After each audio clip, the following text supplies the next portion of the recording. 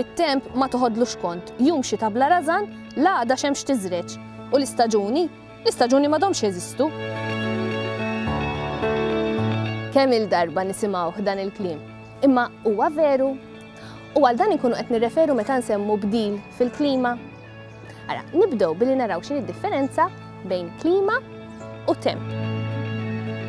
B'temp inkunu qegħdin nirreferu għal kundizzjonijiet atmosferiċi ta' post partikolari fi żmien partikolari, fuq numru ta' ġranet jew ġimgħat.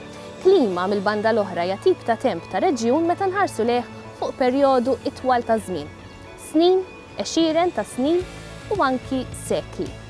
Jekk nieħdu Malta bħala eżempju, jekk tiġi f'Awwissu probabbli se ssib temp li sħun u umdu b'xemx tiżreġ u lanqas ħaba fis-sema, mentri f'Jannar issib kesħa xoqlada u ġranet bix-xita. Dak huwa it-temp tipiku Malti f'dawk iż-żminijiet tas-sena. Iżda il-klima Maltija hija dik li nsejħu Mediterranja. Jiġifieri sħuna, xotta perjodi twal mingħajr xita, bix-xita tinżel kollha fuq perjodu qasir ta' żmien fis-sena. L-effett tat-temp fuq il-gżejjer tagħna nafuh sew. Minn perjodi twal ta' nixfa li jitfgħu ir-riżorsi tal-ilma tagħna fi stress qawwi u jħallu l-agrikoltura tagħna xotta, għal maltemp qawwi illi f'temp ta' ftit sigħat jarraq kull imkien u jista' anke jagħmel ħsara. U ma' żmien qed naraw kif dan it-tip ta' temp qed isir iktar estrem, b'episodji ta' jiem b'xita iktar qawwija jew ġranet b'temperaturi iktar għoljin. Imma hija l-perċezzjoni tagħna li t-temp qed isir iktar estrem jew huwa kaġun ta' xi ħaġa kbar. Il-bidla fil-klima fil-fatt hija fenomenu kkawżat mill-bniedem għalkemm teżisti bħala proċess naturali, però l-bniedem peress li juża l-prodotti magħmulin miż-żejt, il-faħam, iż-żejt innifsu u l-gass, meta jaħarqu biex jużaha l-enerġija, trasport, dan qed iwassal biex ikollna ħafna emissjonijiet, tipi ta' gassijiet fl-arja li jżommu sħana. Minħabba fekk il-proċess naturali li jżomm ċerta tip ta' sħana fl-atmosfera biex kun hawn il-ħajja qed jiġi biex ngħidu hekk imgerfex għaliex qed ikollok sħana barranija. Ġifieri l-gassijiet li qed nipproduċu aħna qed jollu t-temperatura fl-atmosfera b'konsegwenzi li qed tibdel it-temp. Il-bidla fil-klima qed tikollha effetti kbar fuq il-pjaneta. Tidub is-silġ kif nafu, qed ikun hemm anki l-ilma tal-baħar qed jola bil-mod il-mod, qed ikun hemm impatt fuq il-uċuħ tar-raba minħabba t-temp estrem, jiġifieri ma jkollikx biżżejjed xita jew ma jkollikx jew ikollok xita f'daqqa allura jkollok l-arar. Fuq Malta il-bidla fil-klima għandha l-akbar effett fuq il-preċipitazzjoni, ġifieri fuq kemm tagħmel xita. Illum xi ftit jew wisq għalkemm ma tistax taqbad u tagħmel statements ġenerali, qed naraw it-tnaqqis fil-preċipitazzjoni, qed naraw ukoll tnaqqis fit-tul ta' żmien fejn tagħmel ix-xita. Ġifieri fejn qabel ix-xita kienet tkun estiża fix-xhur tal-ħarifa tax-xitwa fil-bidu tal-rebbija, issa qed naraw illi x-xita tagħmel f'perjodu iqsar u xi kultant tkun xita qawwija ħafna li tikkawża anki l-arar u din hija ta' preokkupazzjoni kbira. Ix-xita hija bżonjuża, iżda meta tinżel ħafna xita f'salt fi ftit ħin ma tagħmilx wisq ġid. Anzi, taf tagħmel ħsara kbira lill-proprjetà, lit-toroq u l-għelieqi. Il-passaġġ naturali tal-ilma tax-xita fil-gżejjer tagħna huwa li meta tinżel ix-xita, din jew tinxtorob mill-art jew inkella l-ilma igelgel lejn il-baħar. Meta x-xita taqa' fuq il-ħamrija tal-għelieqi, il-kampanja naturali jew il-blat tax-xari, din tinxtorob u mas-snin l-ilma jipperkola fil-blat sakemm jew jinqabad fuq is-saffi tat-tafal u jifforma l-perched aquifers jew ikompli nieżel fil-blat sakemm jiltaqa' mal-ilma sal-mastru tal-baħar u jifforma il-mean sea level aquifer. Ilma ieħor jinżel bil-qlib naturali tal-art lejn il-baħar. Dan iseħħ prinċipalment permezz tal-widien naturali, kif rajna fi programm ieħor minn din is-sensiela, u ta' widien maħluqa mill-bniedem, fi kliem ieħor it-toroq tagħna. Jekk fit-triqtu lejn il-baħar l-ilma jispiċċa f'żoni ta' art baxxa, jista' temporanjament ukoll jiffurmaw għadajjar mistagħdra. Iżda dan huwa jekk kollox imur tajjeb. Jekk fil-verità tinżel ħafna xita f'daqqa, l-ilma ma jilħaqx jipperkola b'mod naturali u l-widien u t-toroq ma jlaħqux mal-kwantità ta' ilma li jkun għaddej minnhom. Ir-riżultat ikun li l-ilma jarraq l-inħawi minn fejn ikun għaddej. Din il-problema saret aktar gravi għaliex estendejna żoni urbani u dan wassal illi bnejna f'xi widien u anke f'żoni ta' art baxxa tant illi meta x-xita tinżel fi kwantità kbira l-ilma jinġema fit-toroq li ma jkunux jifilħu għal dik il-kwantità u jerqu. Il-kwantità ta' ilma tirriżulta farar illi matul il-passaġġ tal-ilma jista' jagħmel ħsarat kbar. Il-proċess tal-arar huwa proċess naturali li jiġri kull meta jkollok episodji intensivi ta' xita. Kif ħafna drabi jiġri Malta. Jekk l-iżvilupp tal-bniedem ixekkel l-influss ta' ilma fil-widien jew ikun hemm żvilupp ferjas li normalment jiġu assoċjati mal-arar, ovvjament ħajżid ir-riskju. L-ar ħaġa li wieħed jista' jagħmel huwa li jibni u jagħlaq l-art f'widien għax ovvjament imbagħad ħajjin biex ilma jiskula matul dal-widien u jolqot areas li huma abitati. U hekk allura iżid ir-riskju tal-arar kemm għall-popolazzjoni li jkun hemm f'dik l-area u anke għall-infrastruttura u l-ekonomija ta' dak ir-reġjun. U matul iż-żmien, matul is-sekli, episodji ta' xita intensivi f'Malta għamlu bosta ħsarat. Kemm fejn jidħol infrastruttura kif ukoll sfortunatament anke ħajjiet tan-nies. Sabiex jitnaqqas l-effett diżastruż tal-arar, sar proġett imdaqqas bl-isem tan-National Flood Relief Project bilan illi jiġu indirizzati dawk il-problemi illi jġib miegħu l-arar f'diversi lokalitajiet, kif ukoll biex jitnaqqas l-ammont ta' ilma tax-xita illi jispiċċa fil-baħar. Il-proġett rat ħaffir ta' netwerk ta' mini taħt l-art u l-bini ta' kanali u pontijiet biex jgħinu l-ilma żejjed jiskula aħjar fiż-żoni li ġeneralment jintlaqtu l-ar meta tagħmel ħafna xita f'daqqa. L-għan prinċipali kien li nevitaw kemm jista' jkun mill-arar li kien jiġri l-imsida, Birkirkara l-imsida u Witilajn u anke Ħażebbu ċuħar Ormi. Minnu benefikaw direttament ma' 17,000 ruħ, indirettament fuq il-200,000 ruħ u kellna wkoll madwar 5,000 proprjetà li benefikaw minn dal-proġett. Apparti l-protezzjoni tal-abitanti u l-proprjetà, dan il-proġett ħoloq sistema li biha l-ilma tax-xita jinġabar f'żewġ ġibjuni u jiskula fil-pjan. Għandu wkoll il-potenzjal li jekk ikun hemm bidla fil-klima. Il-proġett l-aħħar partijiet minnu, l-aħħar partijiet, huwa diġà mkabbar biex jieħu dik il-bidla fil-klima, jiġifieri jista' jiġi estiż.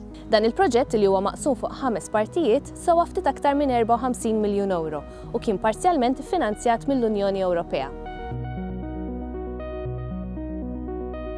L-akbar parti tal-proġett rat il-bini ta' kalverts u mini taħt l-art bejn il-Mosta u Taxbix biex tinterċetta l-ilma tax-xita nieżel min-naħat ta' partijiet tal-Mosta u n-Naxxar u tidderiġih lejn il-baħar f'Taxbix mingħajr ma jarraq it-toroq.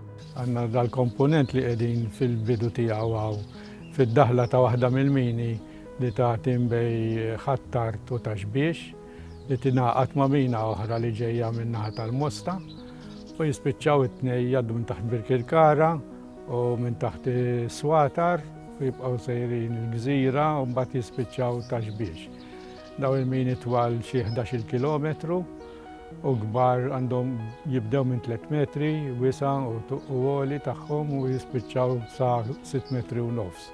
Ġifieri jgħaddi trakk minnhom. Jirċievu l-ilma kollu li qabel kien jaqa' fuq l-imsida u bihom irnexxielna naqtaw ħafna mill-ilma li jaqa' fuq l-imsida u nitfgħu noħorġuh Taxbix. Inbena wkoll soakaway f'Tarf u Tolliqa. Dan is-soakaway jiġifieri ġibjun bil-qiegħ jippermetti li l-ilma jiskula għal ġol-pjan. U wastmat illi f'sena, grazzi għal dan is-soakaway, mal-170,000 metru kubu ta' ilma minn flok jarqu l-inħawi tal-Gżira imorru u minn flok jiġġeneraw l-ilma tal-pjan. Parti oħra tal-proġett indirizzat l-ilma li oriġina mir-Rabat u Ħażebbuċ. Numru ta' kalverts u mina ta' kważi 2 kilometri jidderiġu l-ilma mid-żoni urbani għal Wit Irda u Wit il-Kbir. U wastmat illi fl-ilquħ li hemm f'dawn il-widien jinġabru madwar 40,000 metru kubu ta' ilma tax-xita. Permezz ta' culverts wisajn daqs it-triq kollha u twessih ta' pontijiet eżistenti, l-ilma ġej minn wit is-sowda u wit il-kbir qed ikun indirizzat sabiex l-inħawi tal-qormi u l-marsa ma jkunux marqa hekk kif l-ilma jsib triqtu lejn il-baħar fil-marsa. L-aħħar parti ta' dan il-proġett ħadet ħsieb iż-żoni ta' Witiline u Ħażabbar. Għandna wkoll mbagħad sistema oħra bejn Ħażabbar u Witiline li tikkonsisti wkoll f'sistema ta' mini. Għandna 3 kilometri u nofs hemmhekk ta' mini li qabel l-ilma kollu kien jaqa' fuq il-pjazza ta' Witiline, hemmhekk iddevjajnieh iktar il-barra fuq il-kosta biex ma jagħmilx ħsara fil-pjazza ta' Witiline fejn kienet tiereq bażikament. Hawnhekk ukoll parti mill-ilma qed ikun ippumpjat għall-ġolquh illi hemm fit-triq bejn Ħażabbar u Witiline. Bekk inħolqot il-possibilità li madwar 30,000 metru kubu ta' ilma tax-xita ikunu riċiklati. L-istudji tal-arar huma importanti wkoll għax jgħinuna nifhmu u nippjanaw fil-qudiem x'infrastruttura tista' ssir, xi żvilupp jista' jsir biex kemm jista' jkun riskju li hemm jew riskju li jista' jinħoloq għan-nies, għall-ekonomija, għall-agrikoltura, għall-ambjent naturali li hemm f'dawk l-areas kemm jista' jkun innaqsuhom.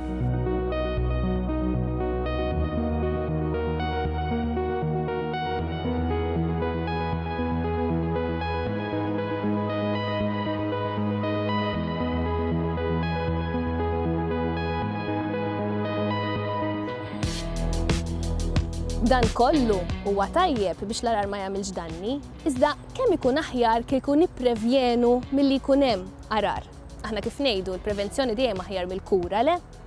U dan nistgħu nagħmluh billi meta nibnu l-ibliet tagħna naħsbu f'mezzi iktar faċli illi permezz tagħhom l-ilma tax-xita minflok jibqa' fil-wiċċ jiskula għal ġolart. Dan jista' jseħħ permezz ta' infrastruttura ekoloġika jew green infrastructure illi huwa terminu li jirreferi għal firxa ta' miżuri naturali u teknoloġiċi li permezz tagħhom l-ilma tax-xita minflok jibqa' fil-wiċċ jew jinfiltra għal ġolart, jew inkella jinġabar u jinħażen jew jevapora. Żoni ta' pajsaġġ b'ħamrija u siġar fil-qalba ta' żoni urbani mhux biss jgħinu fl-immaniġjar tal-ilma tax-xita, iżda wkoll isebħu l-ambjent. It-teknoloġija tista' tgħin ukoll permezz ta' bankini u ċuħ ta' toroq illi jippermettu li l-ilma jgħaddi minnhom minflok ma jibqa' fil-wiċċ. Bjaru soakaways taħt it-toroq u l-bini jew għadajjar artifiċjali joffru mezzi oħrajn fejn l-ilma jista' jmur.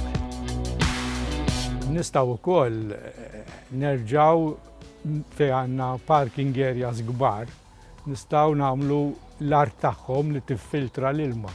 L-ilma jibqa' għaddej minn ġo ikonna jew asfalt li jaħalli l-ilma għaddej, jew cement u concrete blocks li bejnietom tħalli l-ilma jiffiltra ġo l-art. Ġifieri dik hija ħaġa importantissima. Żoni ta' ħdura fil-qalba tal-bini huma importanti mhux biss għall-kontroll tal-ilma, anzi dak fil-fatt jista' jkun benefiċċju sekondarju. Dawn iż-żoni huma importanti għas-saħħa tagħna. Jgħinu fiċ-ċirkolazzjoni tal-arja, jgħinu wkoll biex jinżamm kontroll tat-temperatura tal-ambjent urban, kif ukoll biex jitnaqqas l-istress mentali. Jiġifieri, fi kliem ieħor dawn iż-żoni huma bżonjużi għal stil ta' ħajja aħjar. Il-battalja man-natura ma taqtaqat. U għalkemm ħafna drabi naħsbu illi nistgħu nikkontrollawha, fil-verità, meta n-natura turi sniena, il-bniedem dejjem jispiċċa minn taħt. L-unika soluzzjoni hija li nirrispettaw id-dinja li ngħixu fiha u niftakru li aħna qegħdin hawn bħala mistiedna għal żmien qasir ħafna. Xi kultant ninsew li d-dinja ilha teżisti għal aktar minn 4 biljun sena. U għalkemm il-bniedem ilu jiżviluppa 6 miljun sena, kien biss ftit għexieren ta' eluf ta' snin ilu li beda jiċċivilizza, tebqa' tajn ilu. Għaldaqstant għandna nkunu umli u nitalmu ngħixu f'armonija mad-dinja illi qed tospitana. Issa, dan ma jfissirx li mmorru lura u mmorru ngħixu fl-irien lanqas xejn, iżda illi naraw li l-iżvilupp qed ikun b'mod sostenibbli u li jirrispetta lill-ambjent. Għaliex jekk ma jsirx hekk, għada jew pitada xi ħadd se jkollu jħallas il-prezz. U kif tixet l-istorja ħafna drabi f'dal każ il-bniedem dejjem imur minn taħt. Min-naħa l-oħra, jekk l-iżvilupp ikun sar b'mod illi jirrispetta lill-ambjent, hemmhekk aħna nkunu f'pożizzjoni li nistgħu ingawdu il-frott u l-benefiċċji illi taf toffrilna daqsxejn ta' tikka blu.